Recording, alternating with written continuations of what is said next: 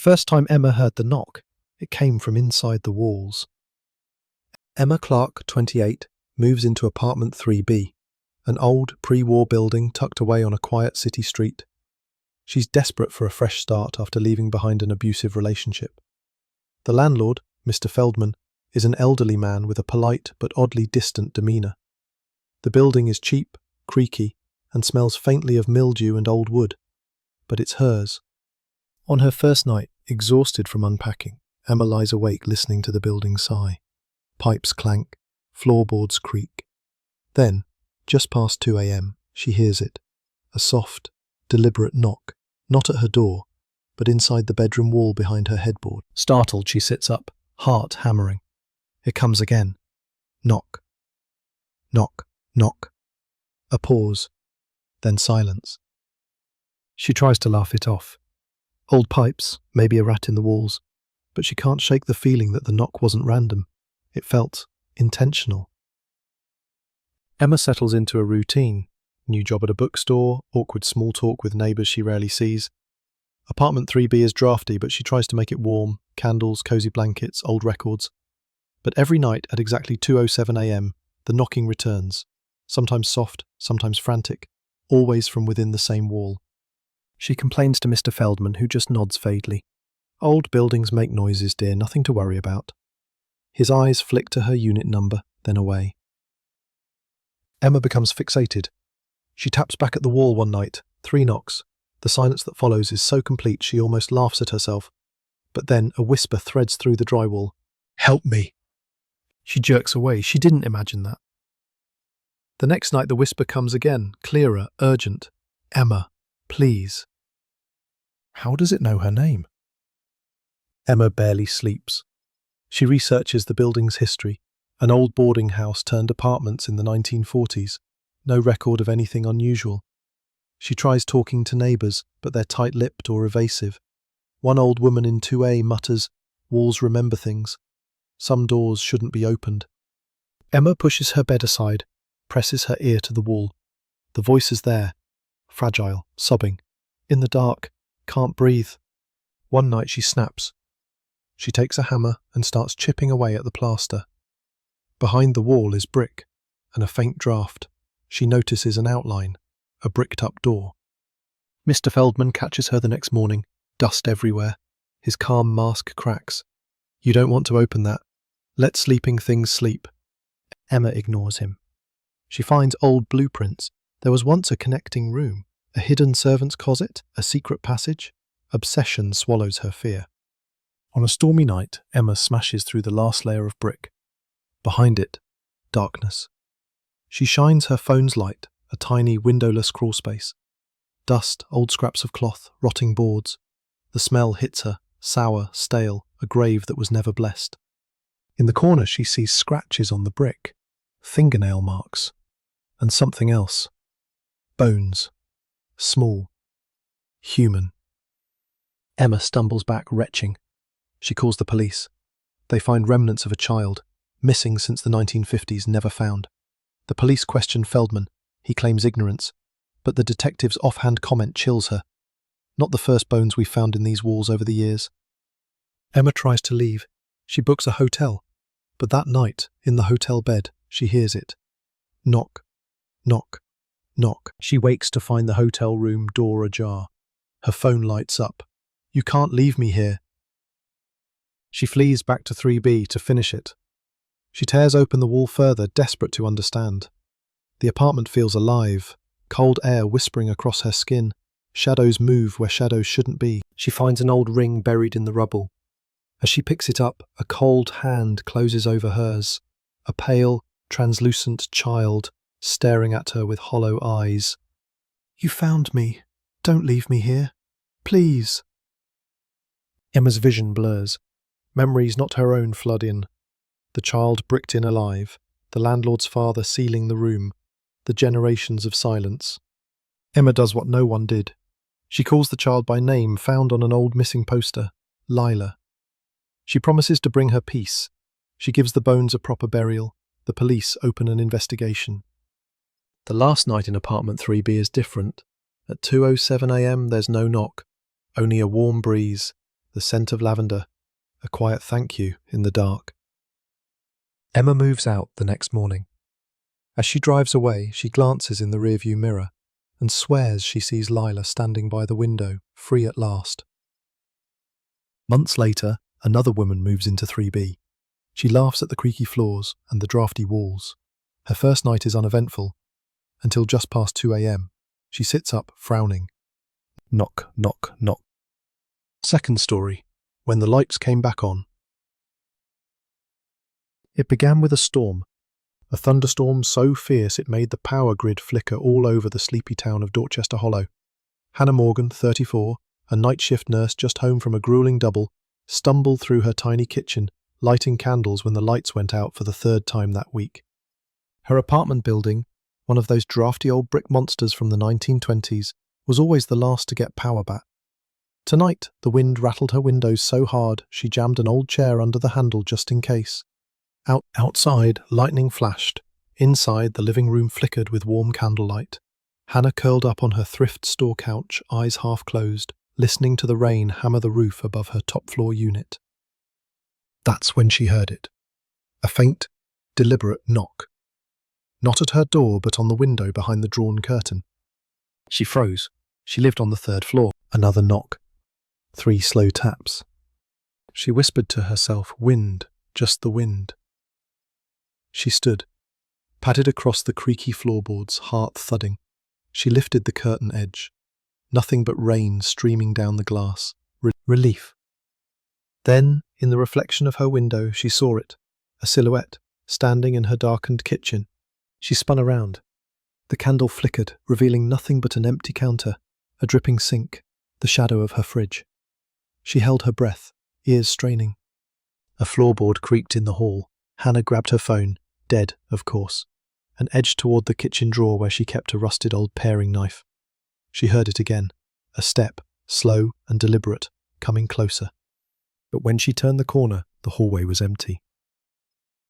Then, all at once, the power flicked back on. The lights buzzed to life, the fridge hummed, the TV screen glowed static. Hannah sagged against the wall, the knife slipping from her grip. She never saw the shadow slip into her bedroom. 2 days later, the storm was gone, but the unease lingered. Hannah tried to brush it off. Maybe the exhaustion was catching up with her. She worked nights after all. People hallucinated under enough stress and no sleep. But things started moving around the apartment. Small things at first. Her keys weren't on the counter where she swore she left them. The fridge door slightly ajar, though she knew she'd closed it tight. One morning, she found muddy footprints on her living room carpet.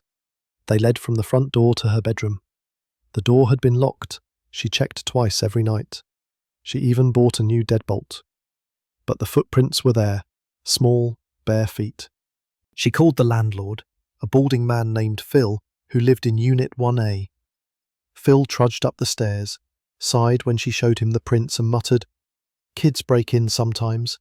Neighbourhood's not what it was." "Barefoot in a storm, in my locked apartment," Hannah snapped. Phil just shrugged. "I'll check the locks." "You want me to call the cops?" But she knew the answer. What would she say? There's something living in my walls, something knocking on my window 3 stories up. That night, Hannah lay awake listening to the pipes groan.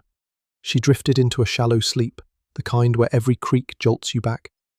Somewhere around 3 a.m, she heard a soft scuffling, like bare feet sliding over linoleum. She held her breath, hoping it was the cat, then remembered she didn't have a cat. She sat up, straining to hear over the hum of her old radiator.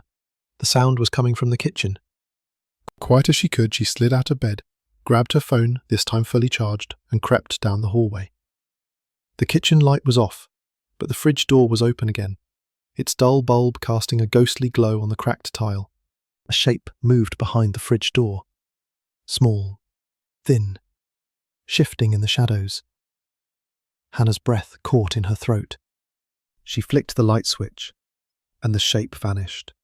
The fridge door swung shut by itself, the kitchen was empty, the floor was wet with muddy footprints again, tiny feet pointing toward the basement door in the back hall. The door was open an inch. Hannah forced herself to look. The basement stairs vanished into pitch black. She slammed the door shut, jammed a chair under the knob, and didn't sleep a wink. Morning came grey and heavy. Hannah called in sick. She sat at her table with 3 cups of cold coffee in front of her, staring at the basement door. When she finally opened it, she found the old wooden stairs slick with moisture. The smell hit her first. Damp, sour, mouldy. She descended slowly, her phone flashlight bobbing. The basement was just what you'd expect. Concrete floors, rusty pipes overhead, forgotten boxes mouldering in corners. But at the far end, behind an old water heater, she found it. A crawlspace door, half hidden under torn insulation. She knelt and tugged it open. Cold air rushed out, carrying a smell like wet earth and rotting leaves. She shined her light inside and saw a nest of blankets, filthy clothes, empty cans, and in the far corner, scrawled on the concrete wall in a child's shaky hand, "I am still here." A soft sound behind her made her turn. A whisper, so close she felt the breath on her ear. "Don't tell him." She spun around. No one. She bolted back up the stairs, heart hammering so hard she thought it would tear out of her chest. Hannah didn't sleep again. She waited for the shape to come back, for the soft knock, the whisper. It didn't come that night, or the next. But every morning she found something new. A child's toy, a wooden block, on her pillow. A single muddy handprint on her bathroom mirror. A low hum coming from the vent above her bed, like a lullaby. Desperate, she asked Phil again. He avoided her eyes. "It's just rats, Hannah, old building." "Rats don't write on walls," she snapped. He stiffened. "You should move out. Don't cause trouble, all right? Some places remember things." Hannah dug into the building's history. She found old newspaper clippings at the library. The building had been a boarding house in the 1940s. There were rumours, children who disappeared, a caretaker who was never arrested but always suspected. His name was Philip Morton, same last name as her landlord. Hannah confronted Phil that night. She stormed down to 1A and banged on his door until he opened it, robe and slippers, face pale and slack. "Tell me who's in my walls," she hissed. Phil's eyes darted to the hallway, then back at her. "Go back to your apartment, Hannah. I found the crawlspace. I know about the kids." Phil's lips trembled. "Not my fault. My father. It was him, not me." She stepped closer. "There's still someone down there." Phil's face crumpled. He's not gone, Hannah. He never really left." He shut the door in her face. Hannah knew she couldn't stay. She packed her bags, but before she could leave, the storm came back. Sheets of rain pounding her windows, wind howling through the building's cracks. The lights flickered, then died. Total darkness. In that pitch black, the knock came again. Not on the window this time, but right behind her bedroom door. 3 slow knocks. She held her phone up, but the battery was dead again. The doorknob rattled. She stepped back. The door creaked open an inch, just enough for her to see a small face peering through the crack. Pale, hollow eyes, wet hair clinging to its forehead. A child. A boy. His voice was barely a whisper. "Don't let him find me." Then, a shadow behind the child, huge, towering, a man or something that used to be a man, grinning in the dark. Hannah slammed the door, jammed a chair under it. She grabbed her bag, ran to the front door, but it wouldn't budge. The deadbolt twisted, but the door stayed shut like something was pressing it closed from the outside. She heard footsteps in the hall, heavy, dragging. The child's voice came from the walls. "The basement, Hannah. The basement." She ran for the basement door, flung it open, stumbled down the slick stairs, flashlight flickering. She crawled through the hidden passage, deeper and deeper, until she found a crumbling old door. She shoved it open and burst into the rain-soaked night. She ran down the alley barefoot, thunder crashing above. When she turned back, the apartment building loomed like a tomb, every window dark except for her bedroom. In it, she saw the child standing there, and behind him, the shadow grinning. Hannah never went back. The police found the crawlspace, old bones, scraps of clothes, a nest where someone had been hiding for decades. They arrested Phil, but he never spoke again. They found journals in his father's handwriting, details of children bricked in alive. hidden in the walls to muffle their screams. The building still stands. Some nights when the power flickers and the storm rolls in, people say they see a small face at the window of apartment 3B, waiting for someone to listen when the lights come back on.